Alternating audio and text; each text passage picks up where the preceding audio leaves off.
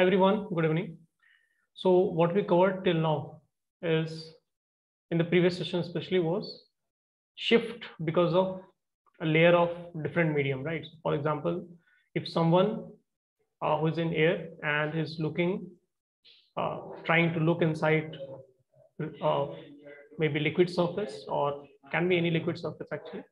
So let's say if you have a fish which is below some depth or some length inside that interface, right? And you're trying to look at it. To you, position of fish will look different from what actually it is, and that you'll get to know only when you jump into liquid or jump into water and see what was the actual depth. So depending on whether you are in rarer medium and the object you are trying to look at is in denser medium, or whether you are in denser medium. For example, for fish, for someone outside, fish was a bit closer. I mean, he wouldn't notice that it is closer actually, but only when he jumps into water and measures, then he or she will get to know that was whatever he or she was looking at was not the real depth of fish. Okay. So to observer, only one thing you'll observe, right? But only when you analyze, you'll get to know that there was a mismatch. So in short, if you are in rarer medium and something you are trying to look at is in denser medium, then that point or object or marker, then that fish or marker or whatever is there, it will appear it will appear to have less depth compared to whatever is the actual value. But for fish, let's say for fish is looking at a bird, so bird, let's say air mein, and fish is trying to look at it, then it will be the other way around. So for fish, bird will appear to be, let's say, at 10-meter height. So fish को ऐसा लगेगा कि काफी time है अभी, तो काफी height पे है bird, right? But unfortunately, height of bird might be only 7 meter or 8 meter or 5 meter, right? So it depends कि आप कहाँ से देख रहे हैं. तो आप रेयर मीडियम से देख रहे हैं तो डेंसर वाली चीज क्या होगी, आपको सरफेस के क्लोज लगेगी, ठीक है. और अगर आप डेंसर मीडियम से देख रहे हैं तो आपको ऐसा लगेगा कि वो सरफेस से दूर है, ठीक है. So that mismatch or that kind of illusion is there. So let's work on some problems where we have to find the shift depending on observer or position of location of observer or the medium in which observer is observed. So, but before we do that, let's first write a couple of cases. Okay. So case one is, let me draw figure. तो आपके पास एक figure बना देते हैं. So let's say एक beaker हो गया और इसमें कुछ फिल किया हम बाहर में refractive index let's say mu naught है और अंदर में लेट्स से म्यू, ठीक है. And mu naught is less than mu. इसका मतलब क्या होगा कि ये रेयर मीडियम हम लोग कंसीडर करें और ये डेंसर कंसीडर करें. So this one is denser, ठीक है. अगर ऐसा है, if this is the case, then वही होगा जो पहले भी हम लोग ऑब्जर्व कर चुके हैं.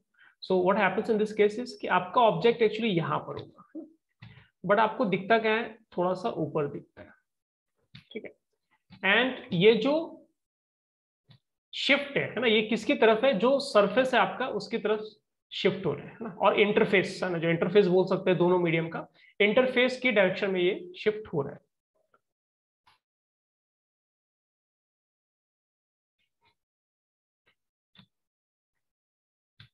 So if I write this value as d prime, और जो एक्चुअल डेप्थ अगर मैं इसको d लिखता हूँ, तो बेसिकली हम लोग लिखना चाह रहे हैं कि d prime will be less than d by, for case one mu naught क्या है, म्यू से छोटा है ना. मतलब रेयर मीडियम से आप देख रहे हैं और जो चीज है वो एक्चुअली डेंसर मीडियम है, तो आपको थोड़ी क्लोज दिखेगी इंटरफेस के. एंड अगर शिफ्ट की आप बात करेंगे, अगर आपको शिफ्ट कैलकुलेट करना है, तो the value of shift will be 1 minus mu naught over mu, sorry d times 1 minus mu naught over mu. क्योंकि आपको पता है कि d प्राइम का वैल्यू क्या होगा, उसके लिए हम लोगों ने फॉर्मूला प्रीवियस सेशन में निकाला है. So you just need to subtract d में d prime, so that will be your shift. पहले डेप्थ d था, अब d प्राइम, तो शिफ्ट कितना हुआ, ऊपर शिफ्ट हुआ. और कितना शिफ्ट हुआ, that value is D into 1 minus mu naught over mu. तो आप ऐसे निकाल सकते हो, या फिर आप डी प्राइम कैलकुलेट कर लो जो पहले का फॉर्मूला ड्राइव किया है, एंड देन डी ऑलरेडी आपको पता है, सब्ट्रैक्ट करना, is one and same thing. But अगर आप एक डिफरेंट केस ले रहे हैं जिसमें आप जहां से देख रहे हैं वो आपके पास डेंसर मीडियम है, so this one is lesser denser, ठीक, और ये आपके पास रेयरर मीडियम है। फिर उस केस में क्या होगा, अगर ऑब्जेक्ट आपने लेट्स से यहाँ पर रखा है ना, ये ऑब्जेक्ट है एक्चुअली, तो आपको ऊपर नहीं दिखेगा, है ना। ऊपर कब दिखता है, जब आप रेयरर मीडियम से देख रहे हैं, डेंसर से देख रहे हैं तो ऊपर नहीं दिखेगा, ये एक्चुअली क्या होगा, आपको नीचे दिखेगा। आप रे डायग्राम बनाकर भी ट्राई कर सकते हैं। सो इमेज आपको यहाँ पर दिखेगा। सो दिस टाइम ये आपका डी है, और ये बड़ा वाला क्या है आपका डी प्राइम। पहले क्या डी प्राइम छोटा था, अभी क्या है डी प्राइम आपका बड़ा वैल्यू आएगा। सो this is the case when mu naught is greater than mu, मतलब ये क्या है, इसका रिफ्रैक्टिव इंडेक्स नीचे वाले से बड़ा है। आप डेंसर से कहा देख रहे हैं, रेयर मीडियम में झांक के देख रहे हैं, राइट। एंड वहां पर आपको ऐसा फील होगा कि और ज्यादा दूर, तो ऐसे फिश मान लो बर्ड को देख रहा है तो उसको लगेगा कि बर्ड काफी दूर है ना, बट वैसा है नहीं एक्चुअली, क्योंकि बर्ड क्या है, क्लोज है, ठीक है। लेकिन अगर बर्ड फिश को दिख रहा होगा तो आपको ऐसा फील होगा कि ओके काफी क्लोज है fish, right. But fish close नहीं, उल्टा है, एक्चुअली फिश क्या है, काफी डिस्टेंस पे। सो यहाँ पर जो शिफ्ट है ना, this shift was towards the interface. ये जो शिफ्ट है ये कहाँ है, टुवर्ड्स द इंटरफेस, ठीक है। और ये जो शिफ्ट आएगा, अभी आप शिफ्ट देख रहे हैं क्लियर कहाँ है, शिफ्ट कहाँ हो गया, नीचे हो गया। ऑब्जेक्ट ऊपर था, इमेज नीचे आ गया, नीचे शिफ्ट हुआ है। So the value of shift pattern तो वही रहेगा, बस ये कि आप डी प्राइम बड़ा है तो डी प्राइम में डी सब्ट्रैक्ट करोगे तो आपको मैग्नीट्यूड मिल जाएगा। सो पैटर्न वही रहेगा, बस 1 माइनस था, यहाँ पर उल्टा कर देना आपको। So it will give you magnitude, that's all I am trying to से।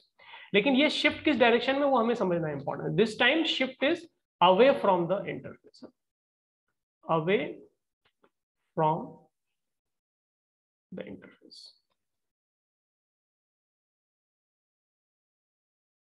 ठीक है। इसको नोट करो फास्ट।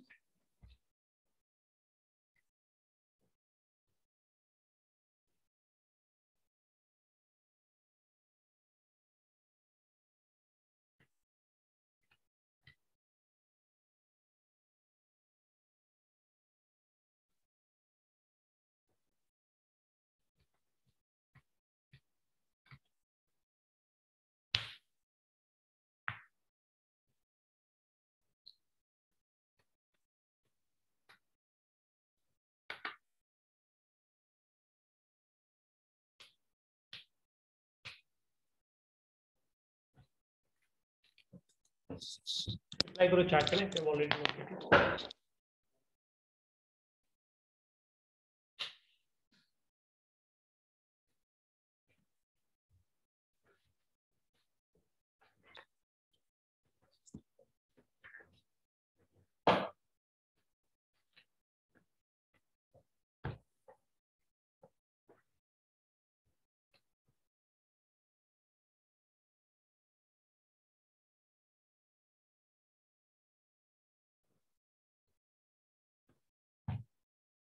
ओके बच्चों, नोट कर लिया सब लोग, बड़े आगे हम लोग।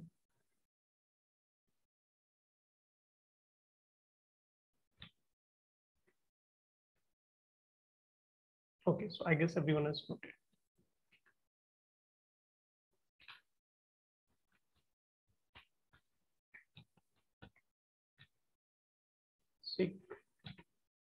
सिंपल सा क्वेश्चन देखते हैं। तो इसमें एक काइंड ऑफ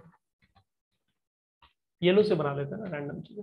तो ये एक लिक्विड लेयर है ना, और यहाँ पर जो आपका ऑब्जेक्ट है वो यहाँ पर है, ठीक है। तो एकदम बॉटम पे ऑब्जेक्ट रखा हुआ है, और यहाँ से कोई इसको देखने की कोशिश कर रहा है, ठीक है। मतलब एकदम वर्टिकल से नहीं देख रहे हैं, थोड़ा सा साइड होके देख रहे हैं। एकदम वर्टिकल से देखोगे तो फिर कहानी चेंज,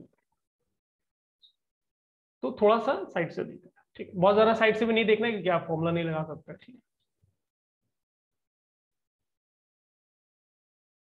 एंड ये जो विड्थ है दिस इज 100 सेंटीमीटर, ये 100 सेंटीमीटर है, और ये वाटर है बेसिकली। सो वाटर का जो रिफ्लेक्टिव इंडेक्स है दैट म्यू वैल्यू इज 4/3, और ऑब्जर्वर क्या एयर में, और एयर का रिफ्लेक्टिव इंडेक्स हम लोग अप्रोक्सीमेटली 1 लेके सॉल्व करते हैं। तो आपको ये फाइंड करना है कि एपरेंट डेप्थ जो है ऑब्जेक्ट का क्या है, ये तो रियल डेप्थ बताया मैंने 100 सेंटीमीटर। एपरेंट डेप्थ जो है वो ऑब्जेक्ट का क्या है, फाइंड करो सब लोग फटाफट, बताओ क्या आएगा।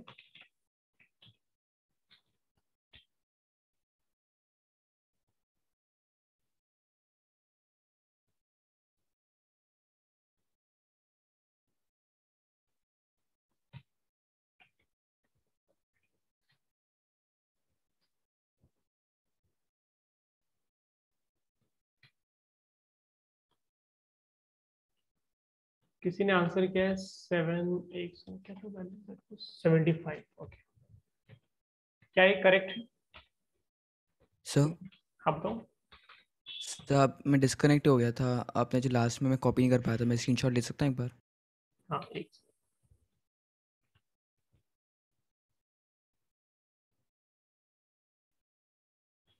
हाँ सर ले ले, thank you.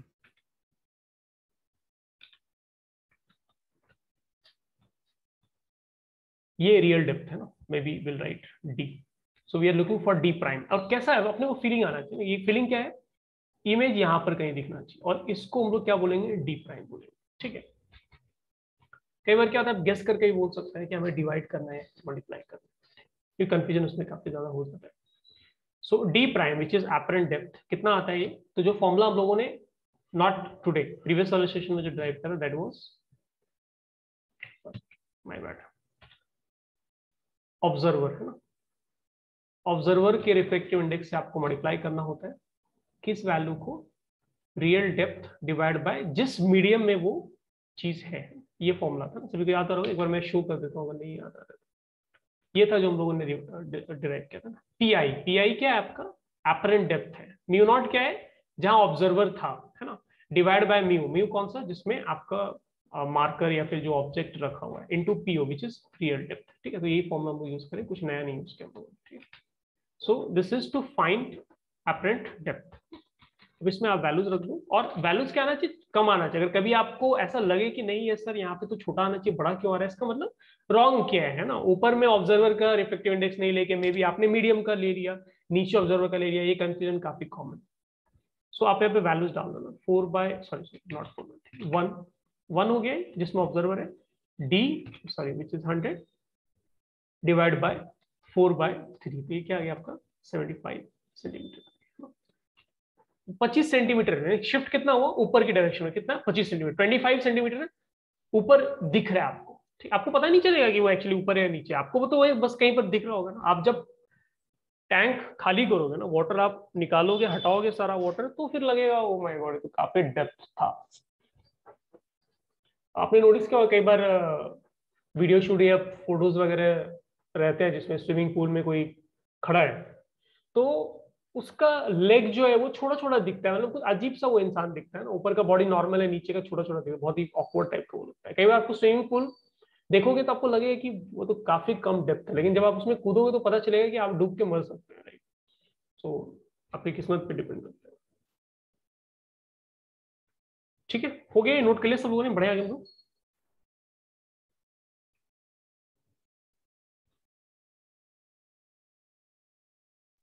Yes, sir. Done.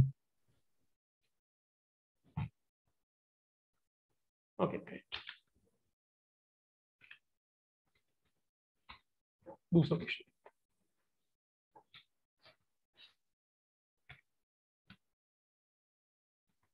इसमें क्या आपके पास अगेन वाटर है, और यहाँ पर एक बर्ड है, आई डोंट नो बर्ड कैसे बना, सो मे बी ये बर्ड है, फीलिंग को समझना है। और नीचे एक फिश, ठीक है फिश हो गया। और जो डिस्टेंस है ना, ये दोनों ही मतलब हमें पता है the distance is same, so this ये 36 सेंटीमीटर है, और ये भी क्या आपका 36 सेंटीमीटर। ठीक है, तो बर्ड को फिश देखना है, फिश को बर्ड देखना है, refractive index values are given. Water colour से 4/3 है, एयर का ए लिख दे रहा हूँ मैं, जैसे 1 हो गया। तो यू नीड टू फाइंड कि फिश को बर्ड कितने डिस्टेंस पे दिखेगा, एंड बर्ड को फिश जो है वो कितने डिस्टेंस पे दिखेगा। ठीक है, आंख बंद करके आंसर मत करना, डोंट डू दैट। सो मैं क्वेश्चन भी लिख देता हूँ, meanwhile just start solving it.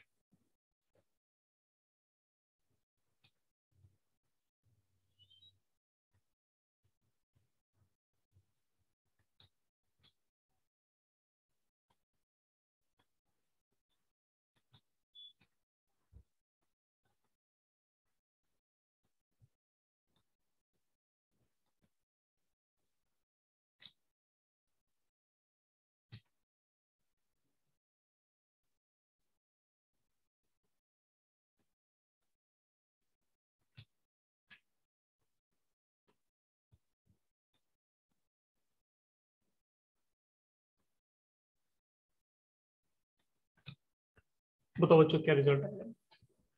Obviously कौन किसको देख रहा है उसके अकॉर्डिंग ऑब्जेक्ट और ऑब्जर्वर। अगर बर्ड फिश को देख रहा है तो बर्ड ऑब्जर्वर हो गया और फिश ऑब्जेक्ट। अगर फिश बर्ड को देखने की कोशिश कर रहा है तो फिर ऑब्जर्वर फिश हो गया और ऑब्जेक्ट बर्ड हो गया। तो उसके अकॉर्डिंग हमें आंसर देना, आंख बंद करके कुछ भी मत लिखते हैं।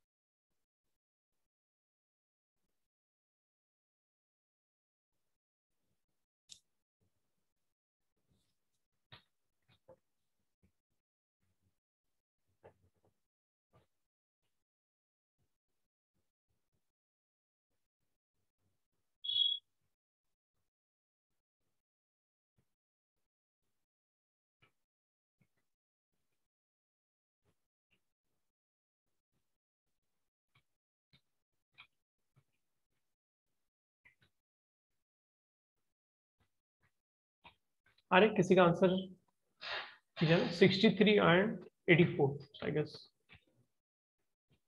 करेक्ट। कैसे सॉल्व करेंगे? So let's say first solve करें। फर्स्ट में क्या हो गया? ऑब्जर्वर आपका बर्ड, बर्ड को देखना है, ठीक है, फिश। सो लेट्स से मैं जनरल डी यूज कर लेते हैं डिस्टेंस के लिए, ठीक है, और maybe I will use X use कर लेते हैं। कैसे सॉल्व करें ध्यान से।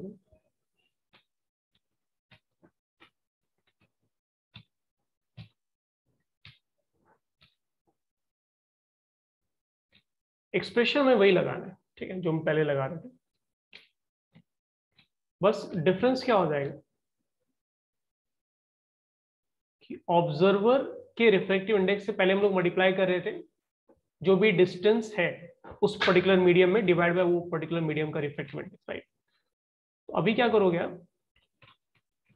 ये फॉर्मूला यूज करेंगे। फॉर्मूला का मतलब सिंपली मतलब ये है कि बेसिकली आपको हर एक मीडियम में डिस्टेंस का कॉन्ट्रीब्यूशन कंसिडर करना है, ठीक है। पहले क्या होता था, हम लोग सिर्फ एक ही, हम लोग क्या होता था पहले जो देखते थे वो हाइट पे नहीं देखते। जैसे यहाँ पर जो क्वेश्चन है, अगर मैं पिछले क्वेश्चन की बात करूं तो इस क्वेश्चन में मैंने आंखों को ऊपर रखा है, बट मैंने एक्चुअली ये नहीं बताया आपको कि आईज कितने हाइट पे है, ठीक है। तो आप जो यहाँ पे मेजरमेंट कर रहे हैं ना, वो आप इंटरफेस से मेजरमेंट कर रहे हैं। सिर्फ सरफेस से आप देख रहे हैं कितना नीचे है, आंख कहीं भी बनाया मैंने, उससे फर्क नहीं पड़ता, ठीक है। बट यहाँ पे बनाने का मतलब क्या है कि ऑब्जर्वर एक्चुअली में वो बर्ड है या फिर एक्चुअल में वो फिश है। तो अब अगर जैसे मान लो एयर में ही बात करो, फॉरगेट अबाउट वाटर, एयर में ही अगर मेरे सामने कोई 10 मीटर डिस्टेंस पे है तो उस पर्सन का पोजीशन मुझसे बाय डिफॉल्ट 10 मीटर तो हो ही गया है ना, क्योंकि सेम मीडियम में, सेम मीडियम में कुछ भी लाइट का रिफ्रैक्शन नहीं होगा, आपको चीजें सेम दिखेगी, तो जो भी डेप्थ होगा वही आपका रियल डेप्थ हो जाएगा उसी में, है ना। डिफरेंस कब आता है? जब आप किसी दूसरे मीडियम में हो। तो ये समेशन लेने का मतलब ये हुआ कि आपका क्या क्या कर रहे हो, ऑब्जर्वर के रिफ्लेक्टिव इंडेक्स से मल्टीप्लाई कर रहे हैं इस फैक्टर को, है ना, डी ओवर म्यू आई, है ना, मतलब हर एक मीडियम का कॉन्ट्रीब्यूशन आप कंसिडर कर रहे हैं। तो ऑब्जर्वर का रिफ्लेक्टिव इंडेक्स क्या है? तो इस केस में, फर्स्ट केस में कौन देख रहा है? बर्ड देख रहा है। बर्ड का है एयर में, तो एयर का रिफ्लेक्टिव इंडेक्स क्या हो गया? 1 हो गया। समीशन का मतलब क्या है? पहले आप एयर का कॉन्ट्रीब्यूशन देखो। एयर में जो गैप है वो कितना है? 36 सेंटीमीटर का, ठीक है। एंड एयर का रिफ्लेक्टिव इंडेक्स कितना है? 1 है। तो आप क्या लिखोगे? डी ओवर म्यू आई का मतलब क्या हुआ? जिस पर्टिकुलर मीडियम में डेप्थ देख रहे हैं डिवाइड बाय उसी पर्टिकुलर मीडियम के रिफ्लेक्टिव इंडेक्स हम लोगों को डिवाइड कर रहे हैं, ठीक है। एंड सेकेंड पार्ट, अब इंटरफेस से कितना नीचे है फिश? 36 सेंटीमीटर, है ना। बट जिस मीडियम में वो नीचे, एक्चुअली वो मीडियम क्या है? 4/3 रिफ्लेक्टिव इंडेक्स का है।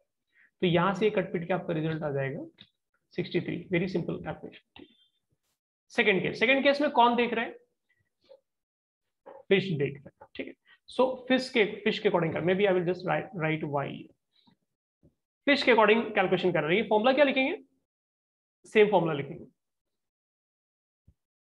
ये काइंड ऑफ यूनिवर्सल फॉर्मूला हो गया, है ना। अब वैल्यूज की बात करते हैं। ऑब्जर्वर कौन है? फिश। फिश कहाँ है? वो खुद फिश कहाँ बैठा है? 4/3 रिफ्लेक्टिव इंडेक्स में, तो 4/3 से आप मल्टीप्लाई करें। अब फिश से लेके सरफेस तक का जो गैप है कितना है? 36 सेंटीमीटर, वो लिख दिया मैंने।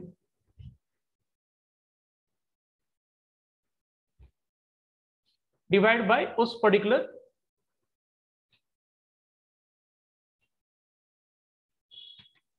मीडियम का रिफ्लेक्टिव इंडेक्स, तो कितना हो गया? 36 डिवाइड बाय 4/3 प्लस, फिर से अब सरफेस से बर्ड तक पहुंचना है, तो 36 है वो भी गैप, बट बर्ड किस रिफ्लेक्टिव इंडेक्स में? 1 में, ठीक है। आप इसको केयरफुली मल्टीप्लाई करोगे तो ये वैल्यू आपका हो जाएगा 84 हो जाएगा, ठीक है।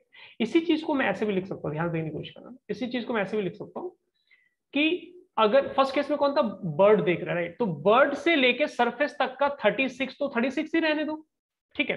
और सरफेस से जो फिश तक का है वो कम दिखेगा ना, और वो कम कितना दिख रहा है? दैट इज दिस वैल्यू 36/4/3, कितना हो गया बच्चों? ये 27 हो गया। ऐसे भी सोच सकते हैं, ठीक है। और अगर सेकंड केस में देख रहे हैं, तो सेकंड केस में कौन देख रहा है? फिश देख रहा है। तो देखो फिश से लेके सरफेस तक, अरे जिस मीडियम में फिश है सरफेस तक तो वही मीडियम है, तो फिश से लेके सरफेस तक तो 36 रहेगा ही, ठीक है। प्लस अब सरफेस से बर्ड तक ये डिफरेंट मीडियम हो गया, और कौन सा मीडियम? रेयरर मीडियम है, मतलब 36 नहीं दिखेगा उसमें, 36 से बड़ा वैल्यू दिखेगा। और कितना बड़ा वैल्यू दिखेगा? ये आपको मल्टीप्लाई करके निकालना पड़ेगा, डिवाइड करके, 36 बाय जो प्रीवियस पेज वाला फॉर्मूला था, ठीक है। And that will come out to be कितना जाएगा? Wait let me think, but 48 आ जाएगा, ठीक है। तो फॉर्मूला आपको याद रखना है, बिकॉज ये काफी इंपॉर्टेंट है। इससे कंफ्यूजन क्या हो, आपको थोड़ा एक सर्टेन लेवल ऑफ श्योरिटी होता है, but at the same time आपको ये समझना भी है कि हम लोग कौन सा डिस्टेंस को एज इट इज ले रहे हैं और कौन सा डिस्टेंस जो है हमें मॉडिफाई करना पड़ रहा है, बिकॉज मीडियम चेंज हो रहा है, ठीक है। जो जिस मीडियम में है, ऑब्जर्वर जिस मीडियम में, उसको उस मीडियम के लेंथ को वैसे ही एज इट इज ले लेना है, अगर आप फॉर्मूला नहीं अप्लाई कर रहे हैं। और दूसरे मीडियम के लेंथ को क्या आपको देखना पड़ेगा कि आप रेयर में चले गए या फिर डेंसर में चले गए। डेंसर में जाएंगे तो कम लेना पड़ेगा क्योंकि आपको नजदीक दिखेगा, और अगर आप रेयर में चले गए तो आपको बढ़ा के लेना पड़ेगा, राइट। नोट करो किट्स फास्ट।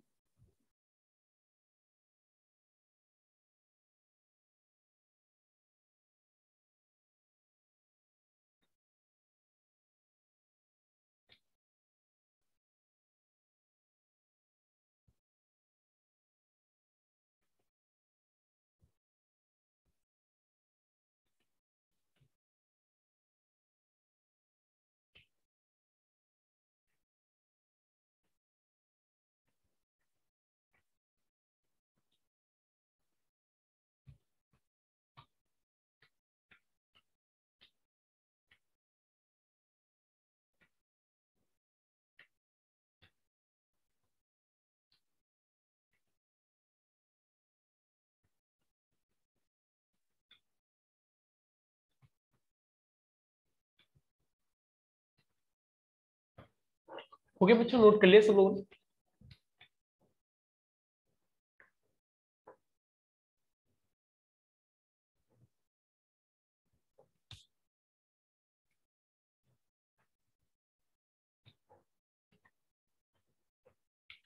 ठीक है, आई गेस सबने नोट कर लिया।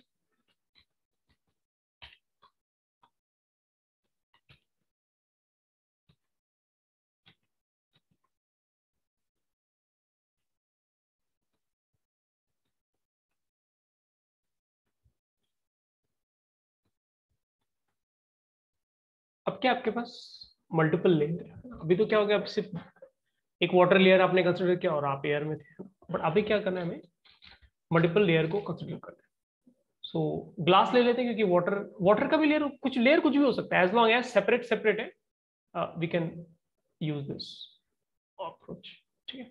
सो एक लेयर ये हो गया आपका, ये कोई दूसरा ग्लास होगा, नीचे कुछ और होगा ना, इट कैन बी एनीथिंग, है ना, as long as different is fine with us, कोई फर्क नहीं पड़ता है। एंड लेट्स से बाहर से देख रहे हैं, और जो देख रहे हैं उसका रिफ्लेक्टिव इंडेक्स उस मीडियम का म्यू नॉट है, एंड दिस इसका refractive index is mu1 and this इसका रिफ्रैक्टिव इंडेक्स इज mu2। ठीक है, और मान लो यहाँ पर ऑब्जेक्ट जो है मतलब से एकदम बेस पे यहाँ पे रखा हुआ है। ठीक है, सो दिस इज ऑब्जेक्ट। तो होगा क्या कि लाइट जब यहां से निकलेगा,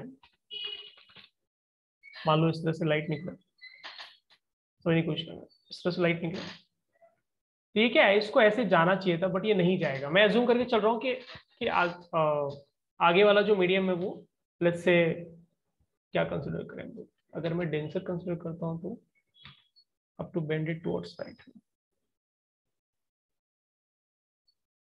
ठीक है, तो मैं इसको रेयर कंसिडर कर लेता हूँ। तो मान लो ये रेयर मीडियम है, तो क्या होगा, ये ऐसे मुड़ जाएगा राइट, मतलब जिधर जाना चाहिए था वैसे नहीं जा रहा है। ये क्या हो रहा है, टुवर्ड्स नॉर्मल मुड़ गया ना, ये नॉर्मल है आपका। ठीक है, अब सेकंड केस में क्या हो रहा है, सेकंड केस में वहां पर लाइट फिर से ये नॉर्मल देखेगा और बाहर मान लो एयर है, तो सबसे रेयरेस्ट मीडियम ले लिया हम लोगों ने जिसका सबसे रिफ्रैक्टिव इंडेक्स कम है। तो वहां पर क्या होगा, लाइट को ऐसे जाना चाहिए था बट वैसे नहीं गया, वो क्या और इस तरह से बेंड हो गया राइट। तो इससे क्या फर्क पड़ा हमें, फर्क ये पड़ा कि जो फर्स्ट रिफ्रैक्शन हुआ है जिसमें mu2 से mu1 आप जा रहे हैं, उसकी वजह से क्या हो रहा है, आपका इमेज कहां पर बन रहा है, यहां पर कहीं पर इमेज बन रहा है। ठीक है, maybe I will write it as I1। एंड अब समझने की कोशिश करो मैं क्या बोल रहा हूं। अब जो mu1 में है इंसान है ना, mu1 में जो इंसान है उसके लिए क्या है, ऑब्जेक्ट ओ है ही नहीं, उसको दिख ही नहीं रहा है, ओ की जो लोकेशन पे कुछ नहीं है, उसको क्या दिख रहा है, I1 दिख रहा है डायरेक्ट। तो mu1 से जब लाइट mu0 में जाएगा तो ये नहीं सोचेंगे कि अच्छा ओ कहाँ था, फर्क ही नहीं पड़ता है। अब उसको ओ दिखता ही नहीं है, उसको ये दिख रहा है कि okay I1 is the thing, वही ऑब्जेक्ट है मेरा। और I1 वाला लाइट जब सीधा जा रहा है तो वो फिर से बेंड हो गया, और वो फिर से बेंड हो गया तो क्या हो गया, मुझे उसको पीछे एक्सटेंड करना पड़ेगा इस तरह से, ध्यान देखना, उसको पीछे एक्सटेंड करना पड़ेगा, और पीछे आप एक्सटेंड करोगे और पीछे एक्सटेंड करोगे तो यहां पर कहीं पर आपका इमेज बनेगा। तो जो ऑब्जर्वर एयर में बाहर है उसको क्या लगेगा कि ओके मेरे लिए जो है वो ऑब्जेक्ट क्या है, I2 है। तो समझने की कोशिश करो, जो mu2 के अंदर बैठा है उसको क्या लगेगा, ऑब्जेक्ट तो ऊपर है, लेकिन जो mu1 पे बैठा है उसको एक रिफ्रैक्शन होने के बाद मिल रहा है, तो रिफ्रैक्शन होने के बाद उसको क्या लगेगा, ओके ऑब्जेक्ट मेरा I1 है, वो तो भूल जाओ, वो पिक्चर से खत्म हो गया उसके। और जो mu0 है जो यानी सबसे बाहर में, उसको क्या लगेगा कि ऑब्जेक्ट तो I2 है। सबको अलग अलग चीजें दिख रही है, ठीक, एंड सब अलग अलग डेप्थ पे आपको दिख रहे हैं। ये चीज समझना सबसे ज्यादा इंपॉर्टेंट। सो लेट्स से अब इसको मैथमेटिकल में एक्सप्रेशन में कन्वर्ट कर देते हैं। सो लेट्स से ये आपका जो विड्थ है दोनों का कुछ कुछ वैल्यू होगा, लेट्स से ये d1 है और लेट्स से ये d2 है। ठीक है, अब मैं फॉर्मूला लिख रहा हूँ। सो अब इसका डायग्राम से कोई खास लेना देना नहीं है ना, क्योंकि डायग्राम मैंने I1 I2 थोड़े दूसरे तरीके से लिया। हाँ, मैंने कंसिडर किया है कि mu2, चलो यहाँ पे लिख देता हूँ। इस केस में मैंने कंसिडर किया है कि सबसे ज्यादा डेंस नीचे वाला है, फिर ऊपर वाला, और फिर ऊपर, ये ऑर्डर ये है, उसके अकॉर्डिंग मैंने डायग्राम बनाया। बट हर जगह डायग्राम बनाना हमारे लिए क्या होगा, पॉसिबल नहीं होगा, और कई बार आप बनाएंगे भी तो क्या होगा, बहुत सारे आप मिस्टेक्स करेंगे। ठीक है, बट स्टिल आपको एक रफ आइडिया जरूर लगता है अगर आप डायग्राम बनाते हैं। ठीक है सर आपने उल्टा ऑर्डर लिखा है। नहीं, डेंसर से रेयर जा रहे हैं, सही तो लिखा है मैंने, कोई दिक्कत नहीं। सर अगर एरर जा रहा है तो नॉर्मल के अवे फ्रॉम नॉर्मल जाएगा ना। अच्छा सॉरी माय बैड, मैंने जैसा रे डायग्राम बनाया उसके अकॉर्डिंग मैं ये कहना चाह रहा हूँ कि जो रे है वो टुवर्ड्स नॉर्मल बेंड हो रहा है। अच्छा अच्छा ठीक है, उल्टा ही बना देना, चलो ठीक, कोई दिक्कत नहीं। रे डायग्राम करेक्ट है एंड उसके accordingly will adjust mu2 mu1 and mu0। ठीक है, सो नीचे वाला जो है आपका रेयर मीडियम है, ऊपर डेंसर है, और सबसे ज्यादा बाहर में डेंसर है। हालांकि ऐसा नहीं लेना चाहिए, तो मुझे उल्टा लेना चाहिए, बट ठीक है, इट डजंट मैटर ना, केस कैन बी एनीथिंग ना, कुछ भी हो सकता है, ऐसा पर्टिकुलर ऑर्डर जरूरी नहीं है। तो कैसे डील कैसे करते हैं ना, उसको ध्यान से देखो। रिफ्रैक्शन 1, पहले रिफ्रैक्शन की बात करें फर्स्ट रिफ्रैक्शन में ऑब्जेक्ट डिस्टेंस जो हम लोग बोलेंगे, जिस जगह पे रिफ्लेक्शन हो रहा है उसके अकॉर्डिंग आपको सोचना है, तो उस इंटरफेस के अकॉर्डिंग ऑब्जेक्ट डिस्टेंस जो है वो क्या हो जाएगा, d2 हो जाएगा। ध्यान से देखो नीचे d2 है ना, क्यों d2 होगा, बिकॉज ये वाला इंटरफेस है मिडिल वाला, उसके according object actually d2 distance पे। और इमेज की अगर हम लोग बात करेंगे, image distance if you have to write, तो हमें ये कैलकुलेट करके लिखना पड़ेगा। कैसे कैलकुलेट करते हैं, कौन देख रहा है, म्यू1 वाला देख रहा हूँ, फर्स्ट रिफ्रैक्शन का मतलब क्या हो, म्यू1 देख रहा है, म्यू2 से आ रहा है लाइट, सो म्यू1 मल्टीप्लाइड बाय d2 ओवर उस मीडियम का, सॉरी हाँ ऐसे डिवाइड करना है, ठीक है। तो ये हम लोग डिवाइड कर दिया, ये क्या हो गया, हमारा इमेज डिस्टेंस हो गया। लेकिन रिफ्रैक्शन की कहानी यहाँ तो खत्म नहीं हो रही, आपके पास you have one more refraction to face, एक और होगा आपके पास रिफ्रैक्शन 2, 1 2 आई मीन ये रिफ्रैक्शन 1 है और यहाँ पर रिफ्रैक्शन नंबर 2 हो गया। रिफ्रैक्शन 2 में कौन देख रहा है, कहाँ लाइट जा रहा है, किसके आंखों में लाइट जा रहा है, म्यू नॉट की आंखों में लाइट जा रहा है, म्यू नॉट देख रहा है, म्यू नॉट के मीडियम में कोई है जो देख रहा है, एंड उसके लिए ऑब्जेक्ट कौन सा है, I1 है ऑब्जेक्ट, ओ भूल जाओ, वो ऑब्जेक्ट नहीं रही। सो फॉर दैट पर्सन जो म्यू नॉट में है, उसको क्या दिखेगा कि इमेज कितने डेप्थ में, तो इमेज में देखो क्या क्या जोड़ना पड़ेगा, मैं यहाँ पे लिख रहा हूँ फिर मैं डिलीट कर दूँ, क्या क्या जोड़ना पड़ेगा उसको, ये जो डिस्टेंस इमेज डिस्टेंस कैलकुलेट किया है वो तो लेगा ही, प्लस ये भी ऐड करना पड़ेगा बिकॉज वो खुद ऊपर वाले इंटरफेस से दिख रहा है। मैं इसको डिलीट करूंगा। So it means object distance की अगर आप बात करेंगे विच इज I1, इसमें आपको क्या करना पड़ेगा, d1 ऐड करना पड़ेगा, और ये सेकंड वाला जो एक्सप्रेशन था वो एज इट इज हम लोग लेंगे, ये हम लोगों ने एज इट इज ले लिया यहाँ, ठीक है। और d1 ऐड करना पड़ा, क्यों, बिकॉज d1 उसी पर्टिकुलर मीडियम में है ना। तो इमेज डिस्टेंस क्या हो जाएगा,